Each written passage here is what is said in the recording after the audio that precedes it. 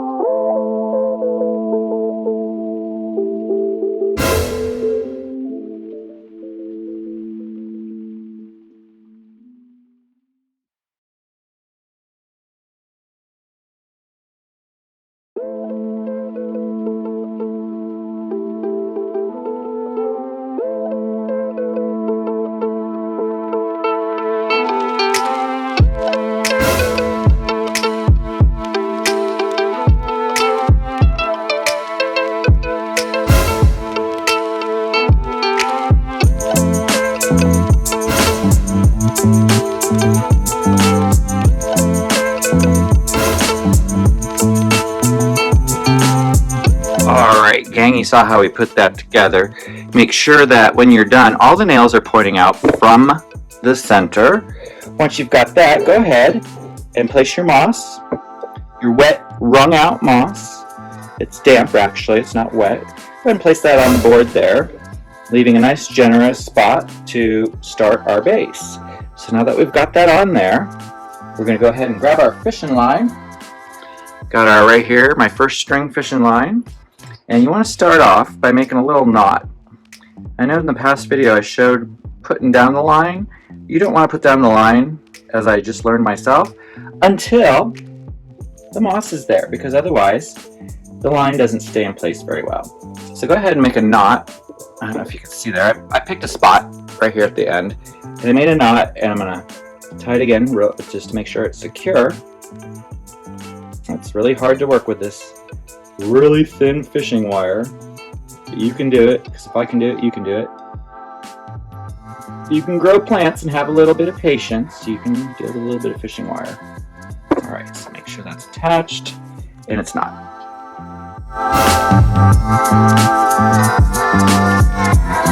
Alright, gang, once you got your knot tied, go ahead and start stringing your fishing line and crisscross it across your sphagnum moss, catching those nails, and just try to go back and forth until you've hit all the nails, thus giving it a good secure base.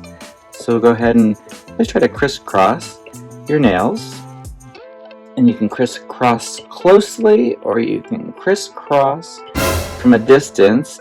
I find it helps the string stay in place a little better if you let it go around a couple of times. And I'm going to crisscross it all the way across to there. Now, I'm going to just leave my string taut for a minute, and we're going to see what falls off. Alright, so you can see I had a little bit fall off right there. There's no problem. We'll go ahead, and now that we've given it the check-see, we'll just put some back there. Still got my string held taut. We'll go ahead and wrap it around the end here a couple times. Alright, and then we'll take it right here to there, and then we'll take it down and back up and across to down over here and back around there and back to home over here. Now don't worry about the nails that stick out. See, now it looks pretty good. So now we got a pretty decent base going there. So now we're ready to start adding the plants. While you do this, you might want to set something heavy on your string. That's why I've kept the hammer out, so you can kind of keep it taut at that end while you're adding the plants, because you don't want to cut the string until we're all done here. Alright, so now we're going to add the plants. So let's go ahead, and I'm going to lay the plants kind of on there and see. I think this still got a lot of roots to this fern. So I think what we're going to do is kind of lay the roots out and see if we can't get that fern to kind of sit like this. And here, I'll just go ahead and do this with the roots, because we have other plants that are going to be coming on here. So now we've got the fern sitting there. What we want to do is start packing some sphagnum moss just directly around the roots of the fern.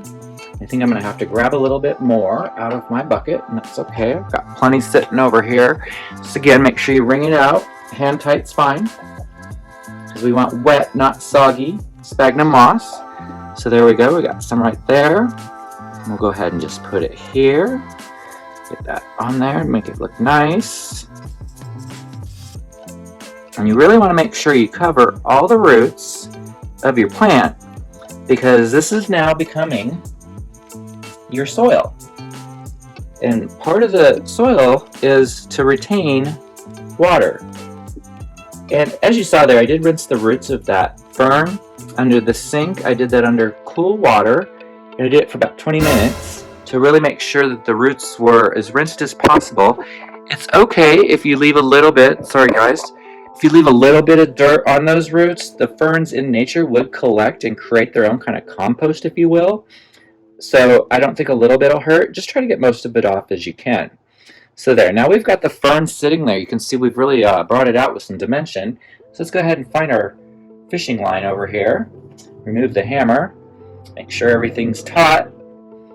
And we'll go around one more time, and now we're going to go straight across the entire top of the fern and go ahead and mount that in there. And we want to take this around a couple times to make sure it's really secured on there.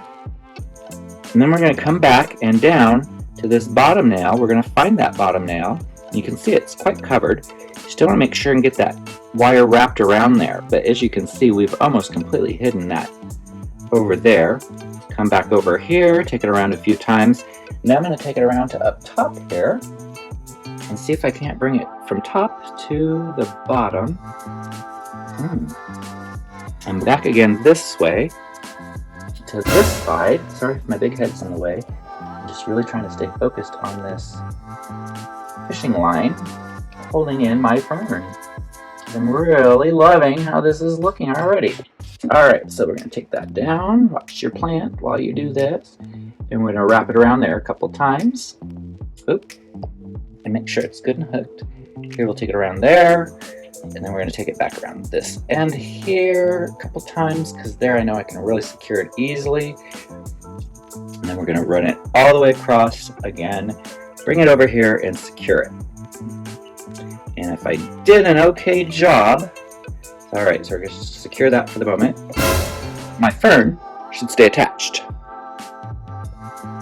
And it does. A little bit of sphagnum moss is loose, but that's okay.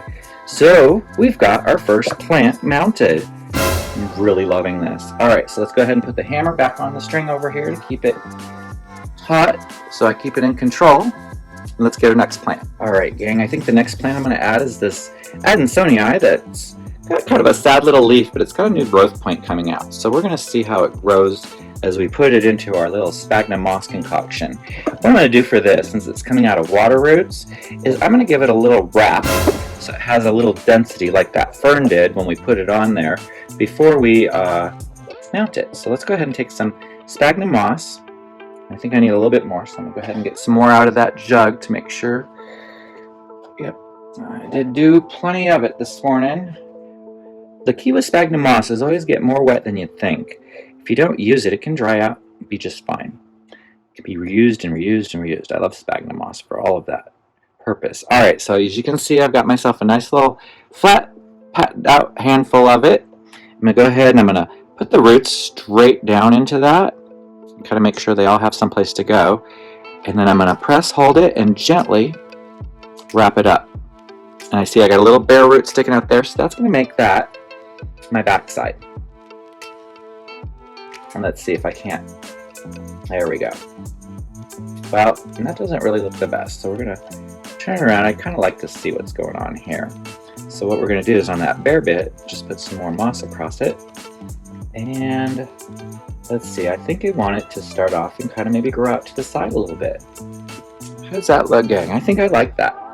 Alright, so now let's get our string back. We haven't lost all our tension. Alright, make sure it's wrapped at the end there, good and secure. And then the first wrap we're going to do is straight across the entire thing and come back. And I think now I can hit, now I gotta hit here. I'm gonna hit here again. And then I'm gonna come down here, find this nail. Now when you get the nails buried under the sphagnum,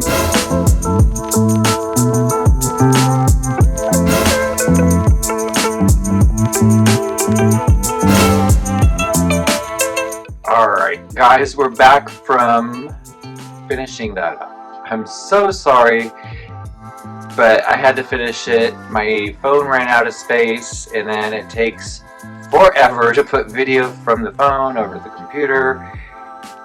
Anyhow, that's going to be my prompt right now to ask if you want to Venmo me a couple dollars. I do have a saving account started for a new computer. Actually, Jacob and I do, because we both added on that a lot, so we do need something more that we can utilize. Anyhow, and I appreciate all of that. So anyhow, I'm going to put a picture up here of what we did today so that you can see the finished product. And tell me guys, what do you think? I'm thinking if I made something like this, I'd probably sell it for $50, $60. You think that's a value there? Or you think you'd pay more? Or would you pay less? Let me know. I'd really like to know in the comments below on this one, because I'm kind of deciding if I want to maybe get a bunch of wood and put together a lot of these. You know, a lot of these houseplants we keep are epiphytes, so why not give them an epiphytic situation so that they can thrive in? Not to mention, I don't know about you, but I'm running out of space to put plants. There's really nowhere else I can think of to set a plant. And that said, I don't really want to get rid of any of my plants either, and I know you guys don't. So maybe putting them on the wall will be the thing to do, and I'll snatch the camera real quick here, and I'll show you where I did hang it on the wall, and let you guys see what you think. Alright gang, yeah, let's go ahead and take a look at that. Alright gang, I hope you guys can see, and I'm sorry if I'm not so steady. I'm just doing this kind of freehand today. I can get over here in my plant area, and I'm just kind of being a little dramatic on my filming so that you guys can see it. Now it looks kind of small on the wall there when I look at it through the camera, but when I look at it in person it looks a lot bigger. So let's go ahead and zoom in on that. I guess I don't want to zoom too much. Here, how's that look? So you guys can see on the one end is the Hoya carnosa queen, crimson queen. In the center we have that crocodile fern, which is that, the name's up there, the microsum, musifolium. And then on the end there we have a Monstera adansonii cutting that was just with a huge root that I had forgotten about. So we're going to see how that's going to work out, because I did see that it did have a growth point coming out of it. But what do you think, guys? Would you pay 50-60 bucks for something like this? You know, it looks pretty nice to me. I kind of enjoy it. Oops, sorry. So yeah, let me know in the comments below. Anyhow, guys, I'm going to say go ahead and grow your best plants. Hope everything stays nice, green, lush, and full for you. And let me know what's going on in your neck of the woods. Until next time, bye!